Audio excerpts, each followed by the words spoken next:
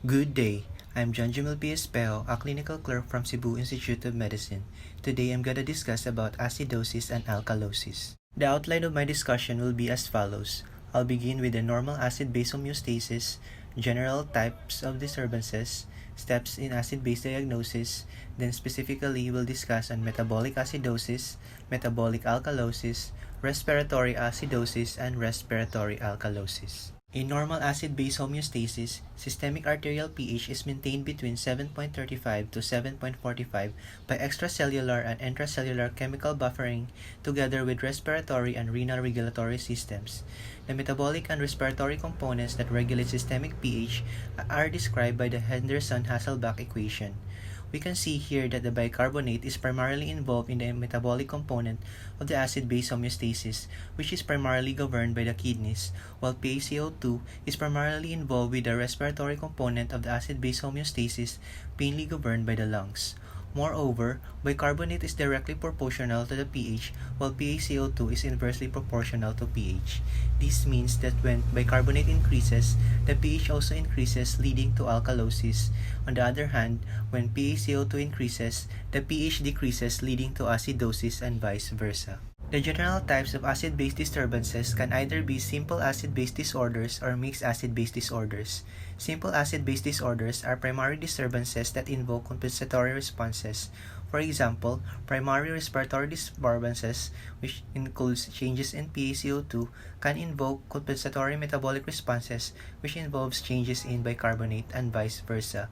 On the other hand, mixed acid-base disorders are defined as independently coexisting disorders and not merely compensatory responses, which can lead to dangerous extremes of pH. Generally, in simple acid-base disorders, compensatory responses return the pH toward but not to the normal value. Chronic respiratory alkalosis, when prolonged, may be an exception. When an imbalance occurs, one can calculate the expected response of the secondary system, which would compensate for the primary imbalance. We can refer from the presented table here on the left the prediction of compensation for each acid-base disorders. If the values fall within the range, it is considered a simple acid-base disorder. Otherwise, it is either a mixed or combined disorder. We can also see in the second table the compensatory responses for the primary metabolic disorders move the PaCO2 in the same direction as the change in bicarbonate, and the compensation for primary respiratory disorders moves the bicarbonate in the same direction as the primary change in PaCO2. To reiterate, mixed acid-base disorders are independently coexisting disorders that are not merely compensatory responses. This can lead to dangerous extremes of pH. Like for example, patients with underlying pulmonary disease such as COPD may not respond to metabolic acidosis with an appropriate ventilatory response because of insufficient respiratory reserve. Such imposition of respiratory acidosis and metabolic acidosis can lead to severe acidemia. Diagnosis of this kind of disorder also requires consideration of the anion gap and requires the presence or correlation to a normal serum albumin of 4.5 mg per dl. Because for example, when metabolic acidosis and metabolic alkalosis coexist in the same patient, the pH may be within the normal range. In this case, if we calculate the anion gap and result shows an elevated anion gap, this may denote the presence of a metabolic acidosis. A stepwise approach to the diagnosis of acid-base disorders follows 8 steps. First, blood for electrolytes and arterial blood gases should be drawn simultaneously prior to therapy. Second, in the determination of the arterial blood gases by the clinical laboratory, both pH and PaCO2 are measured, and the bicarbonate is calculated from the Henderson-Hasselbalch equation. This calculated value should be compared with the measured bicarbonate and total CO2 on the electrolyte panel. These two values should agree within 2 millimoles per liter. If they do not, the values may not have been drawn simultaneously or a laboratory error may be present. After verifying the blood acid-base values, the precise acid-base disorder can then be identified. The third step would be the calculation of the anion gap, which I will further elaborate on the next slide. The anion gap is the difference between primary measured cations and the primary measured anions in the serum, which can be computed using the following formula. Anion gap is equals to sodium minus the sum of chloride and bicarbonate. Normal values ranges from 6 to 12 millimoles per liter with an average of 10 millimoles per liter. Normal unmeasured anions in the plasma include anionic proteins such as albumin, phosphate, sulfate, anorganic anions. If serum albumin is low, for every 1 grams per dl below the normal value of 4.5 milligrams per dl, 2.5 millimoles per liter should be added to the uncorrected anion gap. Following this, normal values of bicarbonate, PeCO2, and pH do not ensure the absence of an acid-base imbalance. The fourth step is to know the 4 causes of high anion gap acidosis, which includes ketoacidosis, lactic acidosis, renal failure, and toxins. High anion gap acidosis occurs when acid anions such as acetoacetate and lactate accumulate in the extracellular fluid. An increase in the anion gap is most often due to an increase in unmeasured anions, and less commonly may be due to a decrease in unmeasured cations. An anion gap may also increase with an increase in anionic albumin. On the other hand, low anion gap acidosis results from increase in unmeasured cations, addition to the blood of abnormal cations such as lithium or cationic immunoglobulins, a reduction in the plasma anion albumin, or hyperviscosity and severe hyperlipidemia that underestimate the sodium and chloride. The fifth step is to know the 2 causes of hyperchloremic or non-gap acidosis, which includes bicarbonate loss from the GIT and renal tubular acidosis. The sixth step is to estimate the compensatory response as shown in the previous slides. The seventh step is to compare the change in an anion gap and the change in the bicarbonate, and the last step is to compare the change in the sodium and chloride. Now let's proceed to the specific acid-base disorders. Let's begin with metabolic acidosis. Metabolic acidosis is caused by any of the following: an increase in indigenous acid production, loss of bicarbonate, or an accumulation of indigenous acids because of inappropriately low excretion of net acid by the kidney. Metabolic acidosis has profound effects on the respiratory, cardiac, and nervous systems. The fall in blood pH is accompanied by a characteristic increase in ventilation, especially the tidal volume, presenting as cosmal respiration. Intrinsic cardiac contractility may be depressed, but inotropic function can be normal because of catecholamine release. Peripheral arterial vasodilation and central vasoconstriction can be present, and there will be decrease in the central and pulmonary vascular compliance, which predispose to pulmonary edema. CNS function is also depressed and manifests as headache, lethargy, stupor, or coma. Treatment of metabolic acidosis with alkali should be reserved for severe acidemia, except when the patient acidosis has no potential bicarbonate in the plasma.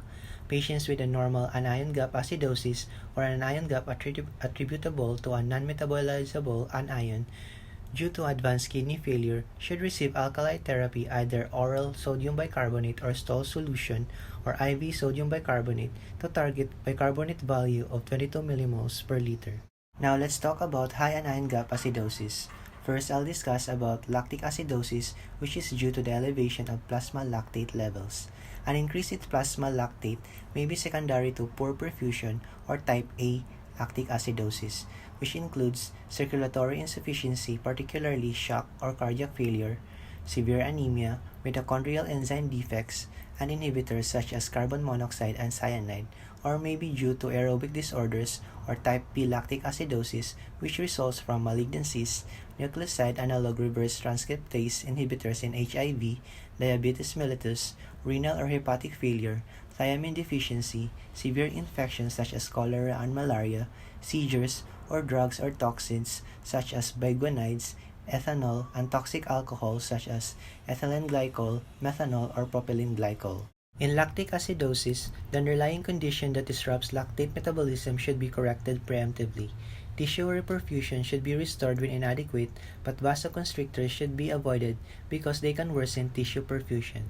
Alkali therapy is generally advocated for acute severe acidemia with a pH of less than 7 to improve cardiovascular performance, but this may also paradoxically depress cardiac performance and exacerbate acidosis by enhancing lactate production. A reasonable approach is to infuse sufficient sodium bicarbonate to raise arterial pH to no more than 7.2 or the bicarbonate to no more than 12 over 30 to 40 minutes. Sodium bicarbonate therapy can cause fluid overload and hypertension due to the amount needed when acidosis is relentless.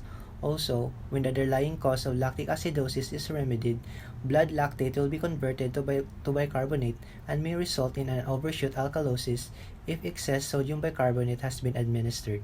The next high anion gap acidosis is ketoacidosis, which can either be diabetic ketoacidosis or alcoholic ketoacidosis.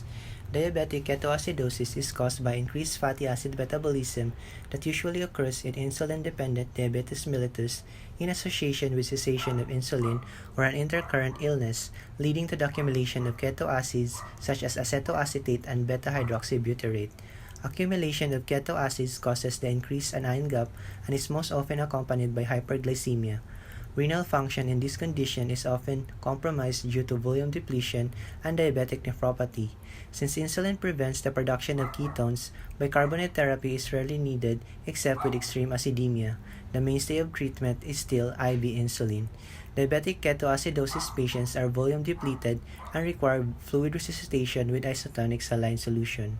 Alcoholic ketoacidosis, on the other hand, develops in chronic alcoholics when alcohol consumption is abruptly curtailed and when the nutrition is poor.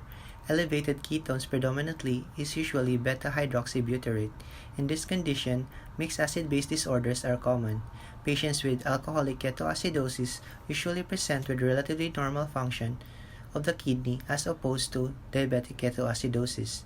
Extracellular fluid deficits almost always accompany alcoholic ketoacidosis and should be repleted with IV administration of saline and glucose, 5% dextrose in 0.9% sodium chloride. Hypophosphatemia, hypokalemia, and hypomagnesemia may coexist and should be monitored carefully and corrected if indicated.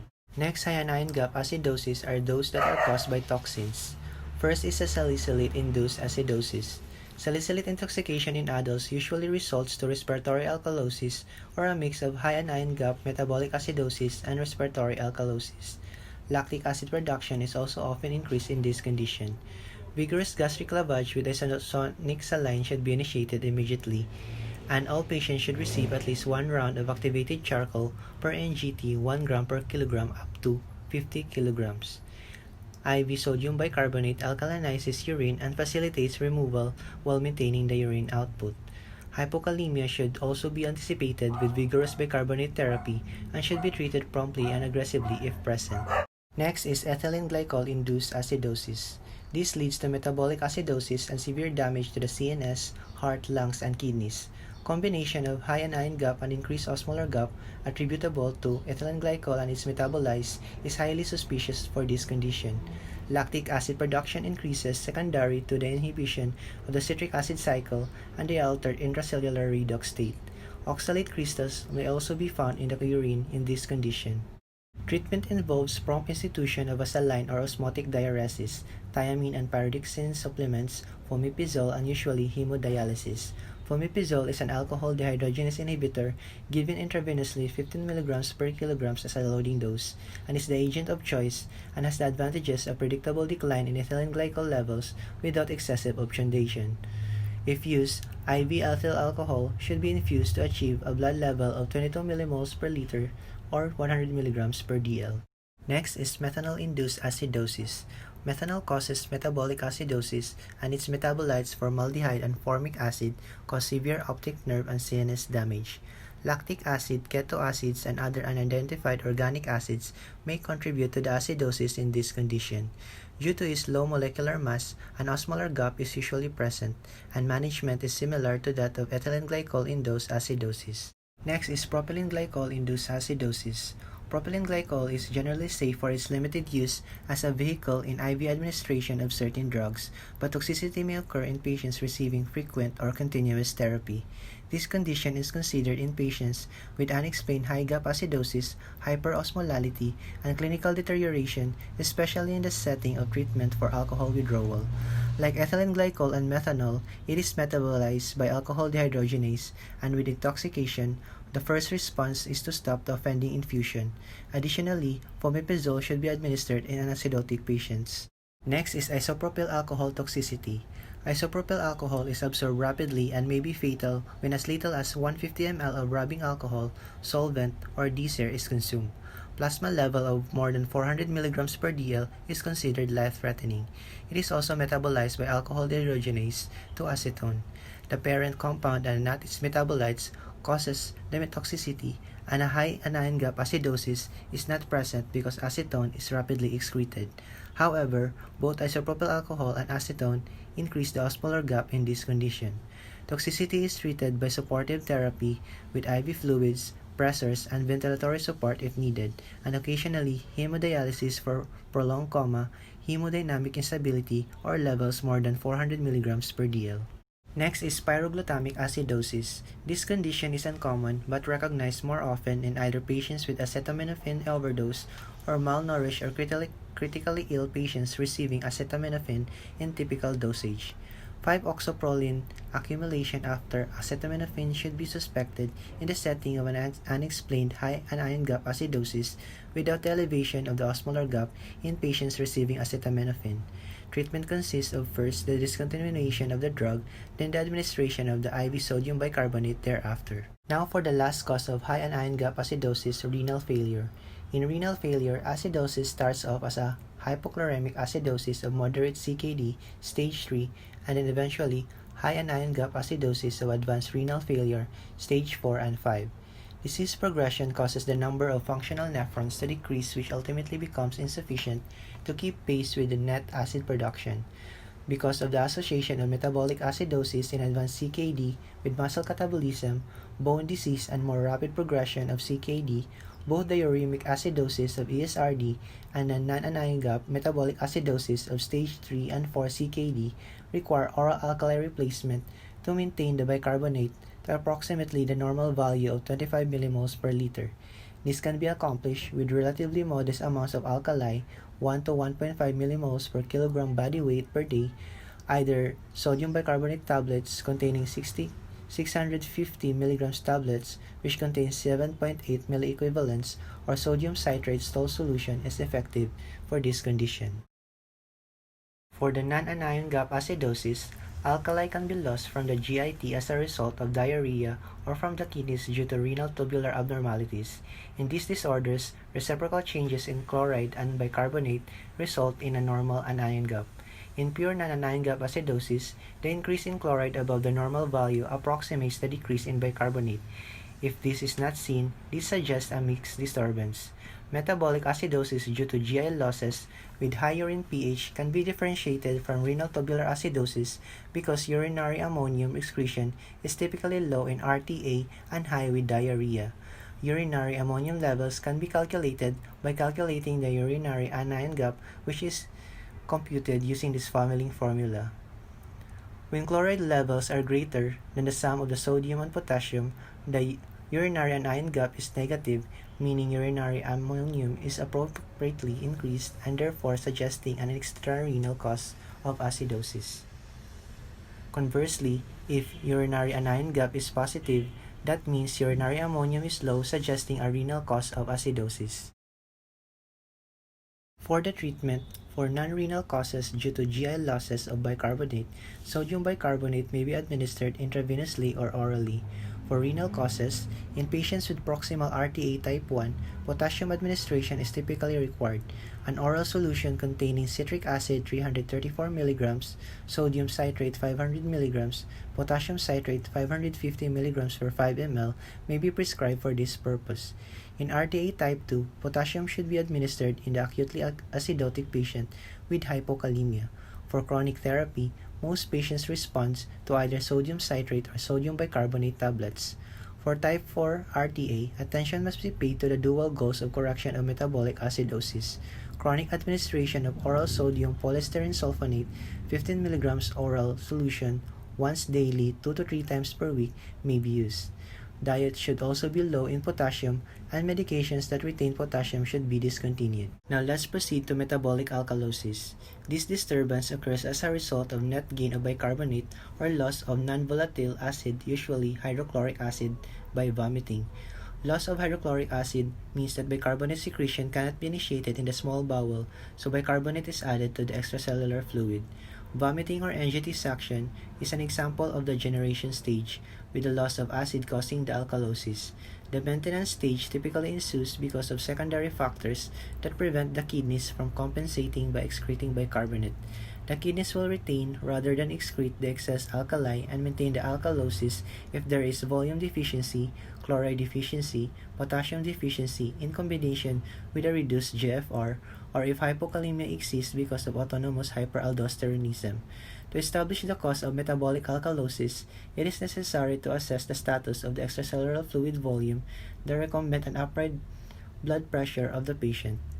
First subset of metabolic alkalosis is metabolic alkalosis associated with extracellular fluid contraction, potassium depletion, and secondary hyperinemic hyperaldosteronism. One of the causes of this condition is due to gastrointestinal origin. Gastrointestinal loss of hydrogen ions from vomiting or gastric aspiration causes simultaneous addition of bicarbonate into the extracellular fluid. During active vomiting, the filtered load of bicarbonate reaching the kidneys is acutely increased and will exceed their absorptive capacity of the proximal tubule for bicarbonate absorption. Subsequently, enhanced delivery of bicarbonate to the distal nephron will cause excretion of alkaline urine that is high in potassium. When vomiting ceases, the persistence of volume, potassium, and chloride depletion triggers maintenance of the alkalosis because these conditions promote bicarbonate reabsorption, correction of the contracted extracellular fluid volume with sodium chloride, and repair of potassium deficits with potassium chloride corrects the acid-base disorder by restoring the ability of the kidney to excrete the excess bicarbonate. Now for the renal causes. Diuretics such as thiazides and loop diuretics increase excretion of salt and acutely diminish the SCFB without altering the total body bicarbonate content. The serum bicarbonate increases because the reduced ECFB contracts around the bicarbonate in the plasma, causing contraction alkalosis. The chronic administration of diuretics tends to generate an alkalosis by increasing the distal salt delivery so that both potassium and hydrogen secretion are stimulated. The alkalosis is maintained by persistence of contraction of the ECFB secondary hyperaldosteronism, potassium deficiency, and the direct effect of the diuretics. Discontinuing the diuretic and providing isotonic saline to correct the ECFB deficit will repair the alkalosis. Another cause are solute losing disorders such as Bartter syndrome and Gitelman's syndrome. For non-reabsorbable anions, an administration of large quantities of the penicillin derivatives will cause their non-reabsorbable anions to appear in the urine. This increases the transepithelial potential difference in the collecting tubule and thereby enhances potassium and hydrogen secretion. Magnesium deficiency also may occur with chronic administration of thiazide diuretics, alcoholism, and malnutrition, and in Gitelman's syndrome, it potentiates the development of hypokalemic alkalosis by enhancing distal acidification through stimulation of renin and hence aldosterone secretion. Chronic potassium depletion may cause metabolic alkalosis by increasing urinary acid excretion, and the renal generation of ammonia is upregulated directly by hypokalemia. Chronic potassium deficiency also upregulates the renal hydrogen potassium ATPase to increase potassium absorption at the expense of enhanced hydrogen secretion. Alkalosis associated with severe potassium depletion is resistant to salt administration, but repair of potassium deficiency corrects the alkalosis. Potassium depletion often occurs concomitant with magnesium deficiency in alcoholics with malnutrition. When an underlying stimulus for the generation of lactic acid or keto acid is corrected by treatment of the underlying disorder, such as correction of shock or severe volume depletion by volume restoration, or with insulin therapy respectively, the lactate or ketones are metabolized to yield an equivalent amount of bicarbonate. Exogenous sources of bicarbonate will be additive with that amount generated by organic anion metabolism to create a sulfate of bicarbonate, and acidosis-induced contraction of the ECFB and potassium deficiency act in concert to sustain the alkalosis. In post-hypercapnia, prolonged CO2 retention with chronic respiratory acidosis enhances renal bicarbonate absorption, and the generation of the new bicarbonate increases net acid excretion. Metabolic alkalosis results from the effect of the persistently elevated bicarbonate when the elevated PaCO2 is abruptly returned toward normal. The next subset is metabolic alkalosis associated with extracellular fluid volume expansion, hypertension, and hyperaldosteronism, and can be further subclassified into conditions with high renin and low renin as listed in this slide. Increased aldosterone levels may be the result of autonomous primary adrenal overproduction or of secondary aldosterone release due to renal overproduction of renin. Mineralocorticoid excess increases net acid excretion and may result in metabolic alkalosis, which is typically exacerbated by associated potassium deficiency. Salt retention is due to upregulation of the epithelial sodium channels in the collecting tubule to aldosterone as a result of the associated ECFB expansion, which causes hypertension. The chalciureasis persists because of mineralocorticoid excess and the distal sodium absorption causing enhanced potassium excretion, continued potassium depletion with polydipsia, inability to concentrate the urine, and polyuria. Another cause of metabolic alkalosis is Liddle syndrome, which results from an inherited gain-of-function mutation of genes that upregulate the collecting duct sodium channel. Liddle's is a rare monogenic form of hypertension due to volume expansion manifested as hypokalemic alkalosis and normal aldosterone levels. With metabolic alkalosis, changes in CNS and peripheral nervous system function are similar to those of hypocalcemia. Symptoms include mental confusion, obtundation, and predisposition to seizures, paresthesia, muscular cramping, tetany, aggravation of arrhythmias, and hypoxemia in chronic obstructive pulmonary disease. Related electrolyte abnormalities include hypokalemia and hypophosphatemia. Treatment of metabolic alkalosis is primarily directed at correcting the underlying stimulus for bicarbonate generation. Second aspect is to remove the factors that sustain the inappropriate increase in bicarbonate reabsorption, such as ECFB contraction and potassium deficiency. If associated conditions preclude the infusion of saline, renal bicarbonate loss can be accelerated by administration of acetylzolamide, a carbonic anhydrase inhibitor, 125 to 250 mg IV. Now let's proceed to respiratory acidosis. Respiratory acidosis may be due to severe pulmonary disease, respiratory muscle fatigue, or abnormalities in ventilatory control. This is recognized by an increase in PaCO2 and a decrease in pH. In acute respiratory acidosis, there is a compensatory elevation in bicarbonate, which increases 1 millimoles per liter for every 10 millimeters mercury increase in PaCO2. In chronic respiratory acidosis, renal adaptation increases bicarbonate by 4 millimoles per liter for every 10 millimeters mercury increase in PaCO2. The serum bicarbonate usually does not increase above 38 millimoles per liter. The diagnosis of respiratory acidosis requires the measurement of PaCO2 and arterial pH. A detailed history and physical examination often indicate the cause. Pulmonary function studies make it possible to determine if respiratory acidosis is secondary to lung disease. Workup for non-pulmonary causes should include detailed drug history, measurement of hematocrit, assessment of upper airway, chest wall, pleura, and neuromuscular function. The symptoms of respiratory acidosis vary according to the severity and duration of the acidosis, the underlying disease, and whether there is an accompanying hypoxemia. Rapid increase in PaCO2 may cause anxiety, dyspnea, confusion, psychosis, and hallucinations, and may progress to coma. Lesser degrees of dysfunction in chronic hypercapnia include sleep disturbances, loss of memory, daytime somnolence, personality changes, impairment of coordination and motor disturbances such as tremor, myoclonic jerks, and hysterexis. Headache and other changes that mimic increased intracranial pressure are due to vasoconstriction secondary to loss of vasodilator effect of the CO2. The treatment depends on its severity and rate of onset. Acute cases can be life-threatening, and measures to reverse the underlying cause should be undertaken simultaneously with restoration of adequate alveolar ventilation. This may necessitate tracheal intubation and assisted mechanical ventilation. Oxygen administration is titrated carefully in patients with severe obstructive pulmonary disease and chronic CO2 retention who are breathing spontaneously.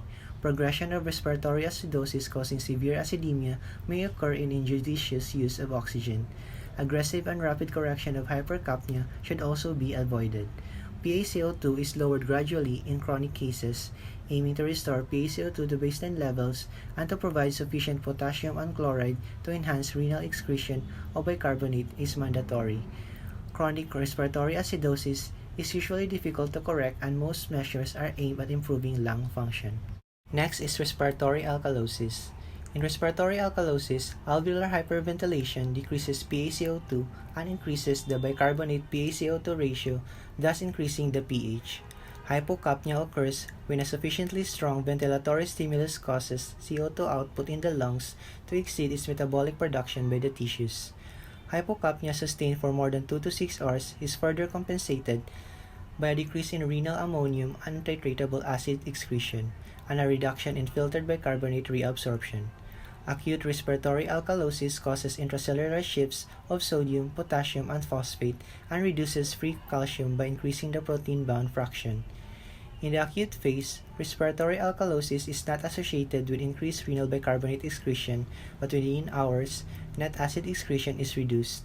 In general, the bicarbonate concentration falls by 2 millimoles per liter for each 10 millimeters mercury decrease in PaCO2.